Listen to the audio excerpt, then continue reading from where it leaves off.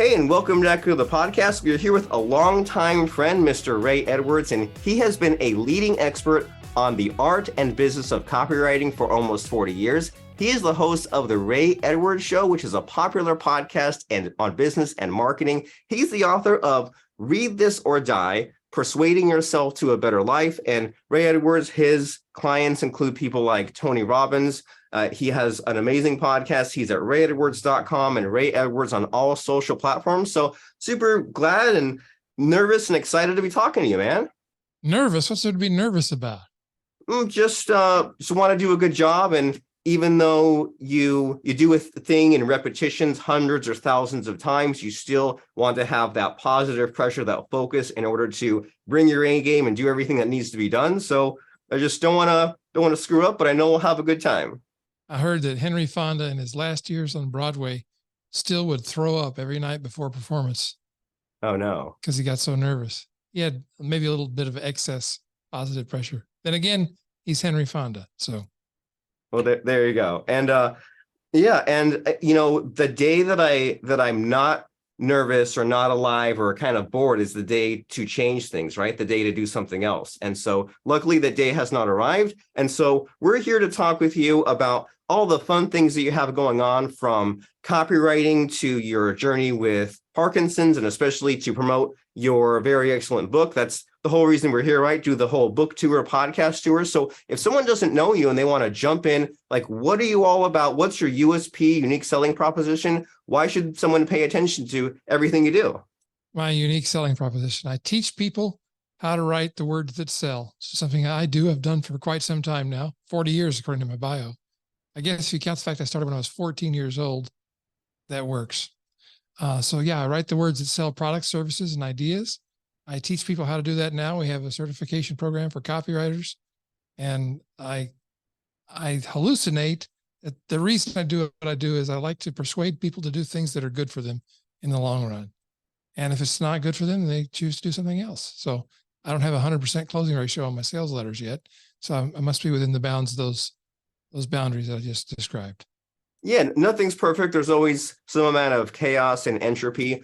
And as you and I both know, the default mode, the tendency for us human beings is to be lazy, to fall into decay, to let the negativity catch up to us and everything like that. And it requires some of that conscious effort in order to find the path for you that is serving you, and to kind of just look for that positivity and encouragement and change your beliefs if they're not working for you. And so we all need to be careful with our words, use the right words, especially when it comes to selling, but also in the self-talk and the words that we say to ourselves. And so copywriting and sales letters, do you have like a fun example, or do you have something, wacky and exciting as far as all the industries, the offers you work with? What comes to mind as far as just like something outside the box and unique? There was a guy who paid me a lot of money to write a sales letter about a neck device that supposedly corrects forward head posture, which is what we all have now because we sit like this all day long, hunched over a computer or with our face in a phone all the day. Maybe you don't, but I do it. It's not great for our posture, for our neck. And so I was basically writing copy for a foam wedge you place under your neck, which was incredibly uncomfortable. And I don't know that it did any good. I thought it did at the time, but I kept mine after the project was done. It started hurting my neck, so I had to put it away. So no. That's kind of that's probably the most far out thing I've written copy for. I've had proposals to write copy for gambling, for casinos, for pornography. I haven't written copy for any of those. Although why not? I did do a bit of research. Okay. And that could be dangerous, right? That's a slippery slope. Next thing you know, you're a pornography expert, gambling expert. I did not become an expert at either of those things. Okay, well, good for you. And so that's something that, not a lot of people think about, that when there is a web page and a headline and words, you just kind of go there and think, well, what's in it for me? But those words had to be carefully chosen. And you go to that website years later and the words are different. You listen to some kind of radio on the ad and someone didn't just sit down and say, how do I promote my neck device? Someone had to carefully craft the words and figure out, these words make sense. This is too short or too long. And so when, so you perform the service, you teach people how to do this thing called copywriting. Where do people fall short in this process? What's like a big mistake when it comes to creating the ideal words to sell something? Such a good question, because it's all about the right words in the right order at the right time for the right person, addressing the right problem and pain. And that's a lot of things you got to get right. And I think most people fall short in that they don't think about the customer they're writing to. They think they do. In fact, the biggest shortfall is a client that I encounter that'll say, I am my market. No, you're not. If you're selling stuff to your market, you're automatically weird, because most people don't sell stuff to the people like that, in that way. So you got to be able to put yourself in their position and understand the pain that you're helping them to relieve and how they feel that pain. So like for weight loss, fitness people, like fitness trainers, gurus, dietitians, they tend to miss the mark, because when they're marketing, they talk about the health benefits in terms of your heart health, your pulmonary health, your strength, your flexibility. That's not what people are interested in. What they're interested in is, how do I look when I get out of the shower and look in the mirror? How do I look in a bathing suit? Do I look attractive to the other people that see me? That's what they're concerned about. And so you have to address the pain from what concerns them. I want to look good.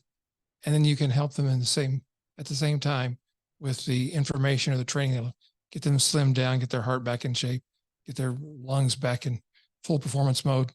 But you're not going to get there if you don't address the pain the way they feel it, not the way you think they should feel it.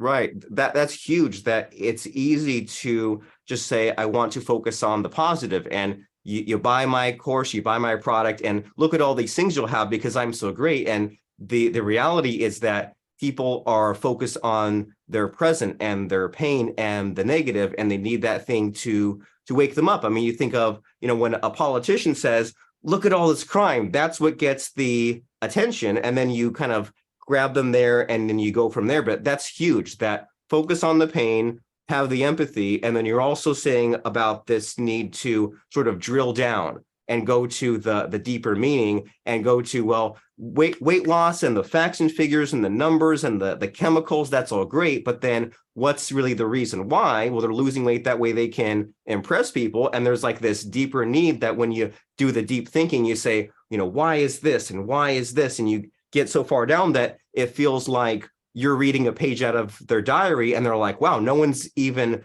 understood me in this way. And maybe I haven't even been able to put it in these words just yet. And so what it all makes me think of is this importance of story, right? And like, I know that you're a big like Dave Ramsey fan, and Dave Ramsey, he'll like just reuse the same stories. And instead of just saying something to you about money or getting your finances in order, he'll like tell some kind of story, and that will stick a lot better. And so I know that you go a lot into stories in your book here. Like there's a cool exercise you said about like you write your life story and have it just full of the misery, the pity party, right? Yeah. And then you go back and rewrite it and then make it kind of more of the roller coaster, the hero's journey. So you've got kind of the sadness out of the way, and then now you can have the highs and lows with a positive ending. So can you kind of tell us what you have to say about story? Because that's kind of a tricky thing to learn, right? It's kind of like the further, it's like learning humor. The more you learn, the less you understand. So tell us about what we should be applying as far as storytelling. Well, yeah. And so when you're writing copy, one of the things you got to do is keep the story short. George Lucas, I think, one time described it as, here's how you tell a story in a film. You have some characters, you get them up a tree, you shake the tree, then you get them back down into the tree again. That's the most simplified version of a storytelling exercise I've ever heard. But that exercise you mentioned about writing your life as a tragedy and then writing it as a triumph, the rules I give people when I have them do that exercise is I say, write it as a tragedy, but only tell the truth. You can't make anything up. You have to tell true things from your life and frame it as a tragedy. And you do the same thing as a triumphant hero's journey story, and it has to be true. And then I ask people when they're done, which version is true? And they answer naturally, both. And so my point is, the story of your life is not your life. It's just your story. So most people tend to lean toward the negative version of their own story, whether they admit it or not. Internally, that's what they're thinking about. They're thinking about all their shortcomings, faults, miseries, problems, woes. And I just think it's better for us in the long run if we focus on the triumphant hero's journey story, because that gives us hope. No matter how bad things are getting, we can always think to ourselves, well, this is the low point. There's a better place in front of me. And that's what depression is all about, really, is the inability to imagine a hopeful future. So when you find yourself depressed, that's where you are. You're just in a gray space. You can't see any way out. I've been there myself. And this is all stuff I taught copywriters and marketers and entrepreneurs for so long. But then I had to apply it to myself when I was diagnosed with Parkinson's disease. You were talking about being nervous earlier, and I was going to make a joke about I'm so nervous I'm shaking. But that was, at first, the diagnosis was disturbing, but it wasn't frightening. Then it quickly became more scary. And I reached a point where I was hopeless, really. And I tried everything I could think of. I tried all the positive thinking. I love Tony Robbins and Jack Canfield and Zig Ziglar and all those guys. Armand Morin's another positive thinking guru in the world of business. And all those people are people that I admire and trust.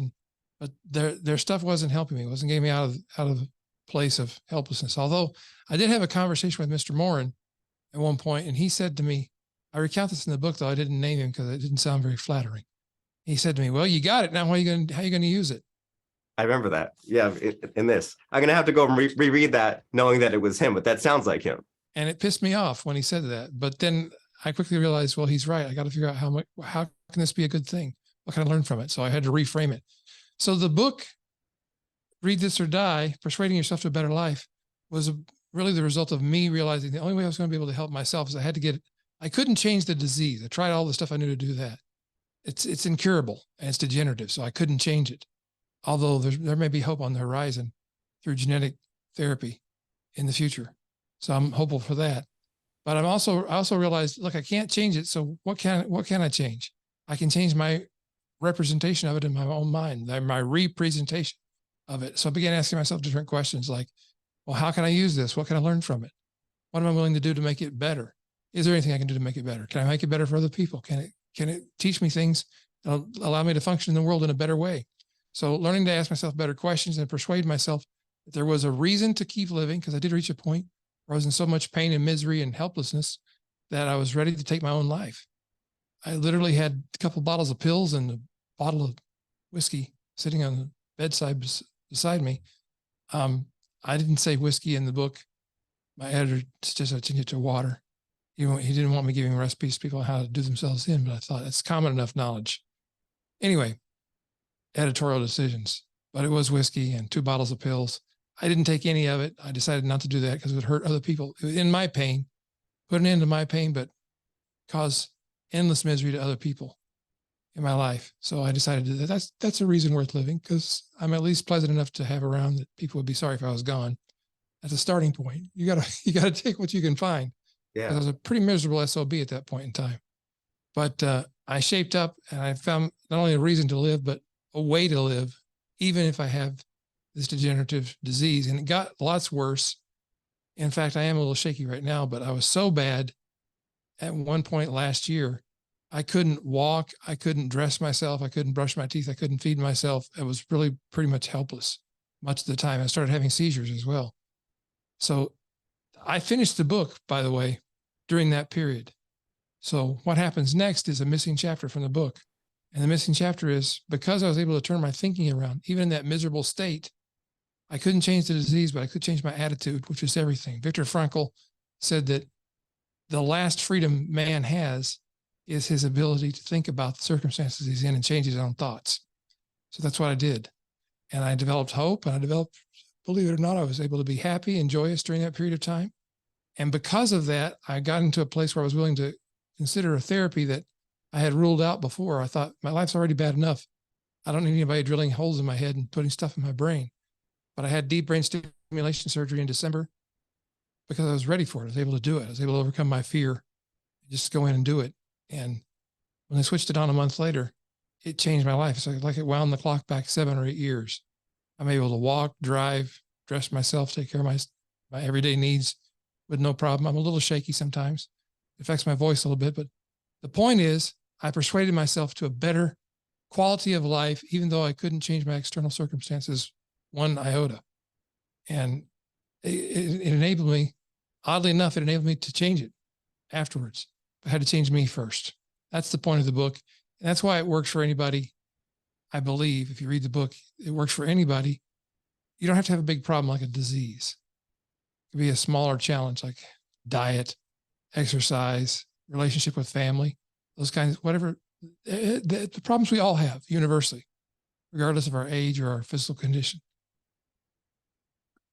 That's huge, and that's inspiring. And there were so many things that came to mind reading your book here, such as this idea of solving problems before they get worse, right? Like if your health is bad or your weight's getting there, you don't have to wait until things are really bad and really bleak. Just get to it now. And even the fact that if you're aware of this problem or you're thinking of this problem now, maybe that's a sign to continue to pursue it. And other things that came to mind are things that, we all have problems. Like you mentioned how Lynn, your wife, had a heart attack at some point. And, we all have these kind of health issues going on. And you mentioned how you got kind of greater empathy for other people with some of these other diseases. And then even when you're mentioning there about kind of your process and your journey, there was kind of the like two branching paths, right? There's kind of the Robin Williams did the suicide path, right? He said, I have Parkinson's, let me just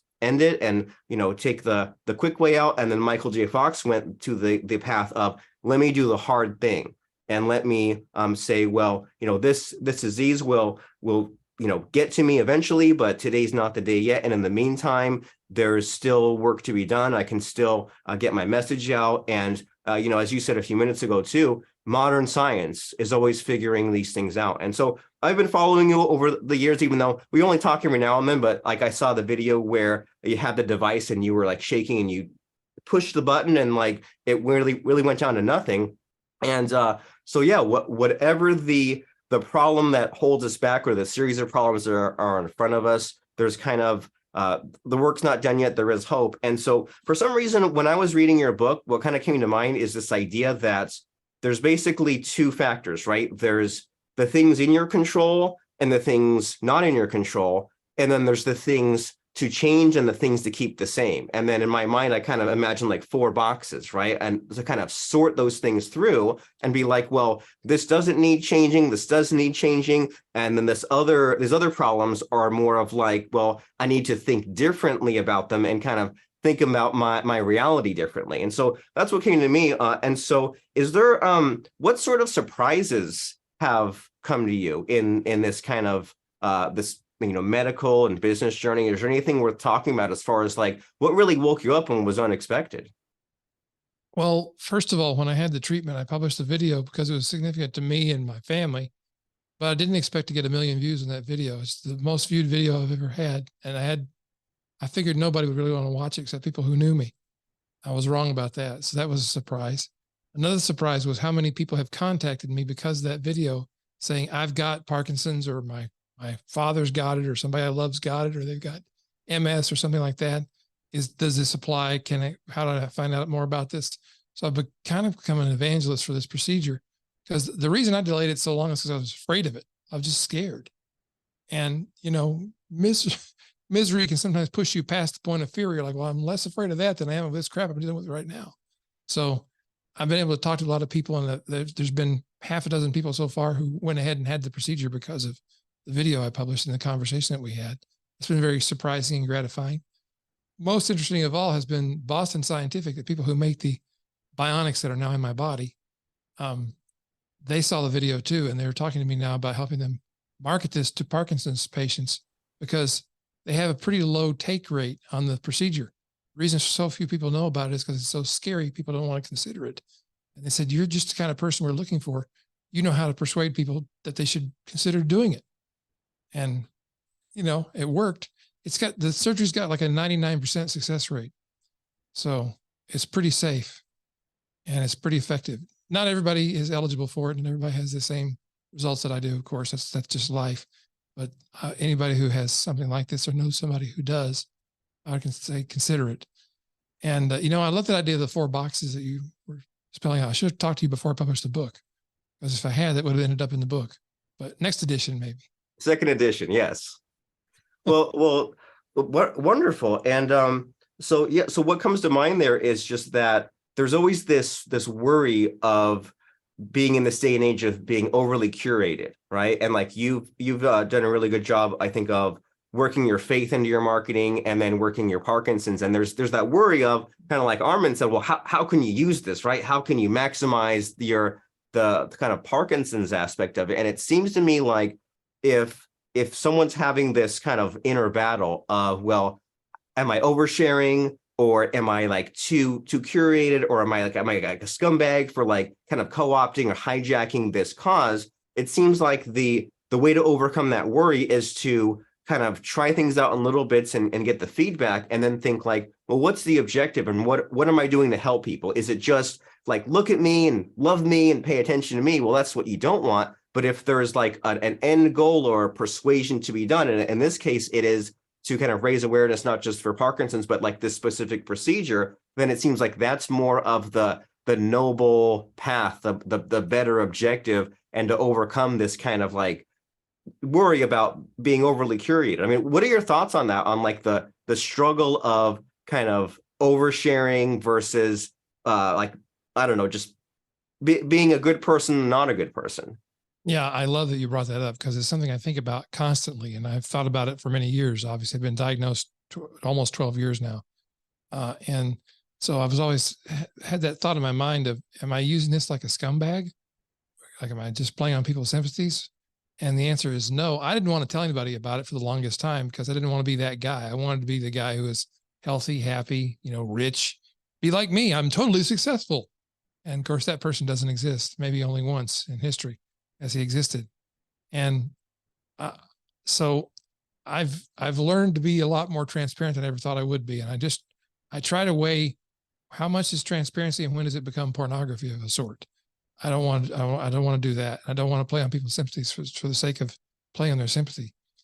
But if I can help people in the process, then I go for it. And, sometimes I've missed. I think I look back at some things. I think, oh, maybe I didn't need to do that. But it's called a vulnerability hangover. I learned there's a term for it, according to Brene Brown. But, as far as working everything in, like copywriting and Parkinson's and marketing and faith and all those things, I just at some point just realized I got to be who I am, because I'm no good at faking it and trying to be somebody else. I tried that and it didn't work very well. It was a lot of pressure. So there's a apocryphal story that Oscar Wilde said, you should be yourself because everyone else is taken. I don't think he actually said it, but it's a good quotation. So copywriting came into this whole story. I forgot the pivotal part of the book is I wrote myself a sales letter. That's what I do. That's how I persuade people. I write sales letters. So I wrote myself a sales letter about how I had to change my life and do what I could, change the things I could, and accept the things I couldn't change, as you so eloquently described in the Eisenhower Matrix 4-box thing. Oh yeah. Brilliant idea. Dang it. Robert Plant. You should have the girls behind you now singing. I should. I know Plank and Plant, two different names. Close enough. Accurate enough. Letter. Wrote myself a sales letter. And the headline of the sales letter was "Read This or Die," which I swiped from another famous copywriter who's passed away now, Jim Rutz. We actually became friends before he passed. And I just always admired that campaign that he wrote, "Read This or Die." It was about some kind of vitamin thing or something. But the letter to me was telling myself, if you don't read this and heed it, you're going to die sick, broke, and having broken a lot of promises to people. And that's what finally motivated me to get my act together and clean my life up and change what I could and accept what I couldn't, and find ways to use it for the benefit of other people. That's what the book is about. I walked through the process of how to do it. And people who buy the book now, we have a free video mini course that walks through the process of writing your own letter if you want to yourself. It doesn't have to be a full-on sales letter, but I've had numerous people tell me they read the book and just wrote themselves a letter because of what they read in the book. They said that was kind of inspiring. I want to do that too. And it helped them clarify why they wanted to change things in their lives. And that's what the purpose of the book is. That's huge. Just amazing. You stumbled across a new self-help technique, right? Of using copywriting to awaken yourself to the pain that maybe you don't even want to put into words, and then bring yourself on this storytelling, on this hero journey to first of all, what will happen if you continue on this path, but then also how you have a better life in front of you. And, you think about that a lot with just, there's the way that it is, and then there's the way that it could be, and that can for sure be misused, right? Of using your imagination for the wrong purposes and being delusional, but you have to get there somehow. And, you're reminding me of our late friend, Rick Butts. And I said something to him once, and I didn't realize it was profound, but then he repeated it back to me. And it was this idea of, if there's a product that you want to sell, don't make the product first and then make a sales letter, write the sales letter first. And I was like, I didn't even realize I said that. And so, and because that way you can put all the fun, crazy, like over the top things that you wish existed into your product, and then kind of maybe revise later, but like meet yourself that part way by doing it a little bit out of order. So it's a similar idea, right? Of like imagining the life that you want and writing this sort of sales letter. And so you said that people who get the book, Read This or Die, can claim their access to this extra course. And that's what I love about seeing what you're up to. Is I'm always like, I watch like a random video or podcast episode of yours, and I'm like, I'll use that just from him just talking about what he's got going on. And so as we're winding down our conversation here, like, what am I not asking you? What is something that we need to really be discussing to really leave an impact with the people watching and listening? Well, I think a question you haven't asked me is, what do you do if you're in a terrible circumstance and you can't do anything to change it, and you have a hard time changing the way you feel about it? Like, I've sat by the bedside of people who have cancer, and dying of cancer is not a pretty thing. The end, like our friend Rick, that's what got him in the end. And the end is pretty ugly. So you got to ask yourself, there's some hope, there's some deeper meaning in life. And I'm not here to tell anybody what to believe or what to think or what their faith should be, but I'm suggesting that having faith that the universe is a much bigger, deeper, more meaningful, more purposeful place than you imagine it is can be helpful. It can help you through the darkest of hours. I don't pretend to understand. I used to be very definitive about how I described that reality, and I'm less so now because I've pushed the boundaries of what I used to believe and found that they're pretty easy to push through. But I know we're here for a purpose. There's a beneficent force in the universe. Some people might choose to call it God or universe or source. I don't care what you call it. It's there. There's a reason that things happen in our lives. Sometimes it's a good reason, sometimes it's not. There's always a meaning. There's a reason that you and I are here. We're here to help other people, I believe, to connect with other people in community and family. And if that's the last thing you have to hold on to, it's okay, because in my mind, it's also the first reason you're here. So the last thing can be the first. And it is in my belief system. So you didn't ask me that, but you asked me what you didn't ask. So there you go. And I'm glad that I did not ask you, but then also asked you at the same time. And it's like, remember Quantum Leap? They said like, what's leaping Sam Beckett around? It's God, faith, the universe, love, time, whatever. And so whatever that is for whoever is out there, figure out what that meaning is. Figure out if it can be a positive meaning, especially if you're kind of sinking into those depths of despair. So, like I said, whenever I need a sort of a pick me up, I go in and listen to an episode of your podcast. And you're the reason why I have a podcast, because I would listen in and I would kind of just hear your inner radio DJ just having fun and explaining these complex concepts in simple ways that were kind of like humorous and fun, and in a way that we can learn and understand, but then also apply. Because you mentioned in the book that sometimes you fall into that trap of like reading, like you're in your RV at some national park and you were just like buried in a book. And Lynn said, go out and like experience life. That's what we're here to do. So there's many, life is such a mixed bag. There's so many things that we could have, would have, should have done. And we're all just doing the best we can, but it helps to have kind of the guide and to have more information and knowledge. That way we can kind of do what needs to be done in the limited amount of time that we have left. And so if someone wants to check out the book, Read This or Die, they want to check out the Ray Edwards show and Ray Edwards and what he has going on, what is the call to action, to use copywriting terms? Where can and where should people be going right this instant? Right this instant, I'd say go to readthisordieBook.com. which will show you how to get the access to the mini course once you get the book. And then beyond that, you can go to rayedwards.com to find all things Ray Edwards, including the book. If you forget that long URL, readthisordieBook.com, you can just go to rayedwards.com. Fantastic. ReadthisordieBook.com and rayedwards.com. We will see you there. As we finally wrap up this conversation, you're such a well-read person. You've done all this kind of inner thinking. Do you have a favorite quote, lesson, or just final piece of advice to put a cap on this thing?